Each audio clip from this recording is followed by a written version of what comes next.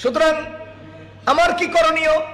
আমার করণীয় হলো কোন অত্যাচারী, সন্ত্রাসী, চোর, ডাকাত, চাঁদাবাজ কোন নেতা হলে, সে জামাত ইসলামের নেতা হলেও আমি তাকে সাপোর্ট দেব না, সে ধানের শীষের নেতা হলেও আমি তাকে সাপোর্ট দেব না, সে রিক্সা মার্কার নেতা হলেও আমি তাকে সাপোর্ট দেব না, সে হাত পাখা মার্কার নেতা হলেও আমি তাকে সাপোর্ট দিতে পারি না, সে নিজের কপালে জিবরাইল আলাইহিস সালামের প্রতিনিধি দাবি করলেও আমি তাকে সাপোর্ট দিতে পারি না। কারণ আমার আল্লাহ আমাকে নীতি নির্ধারণ করে দিয়েছেন।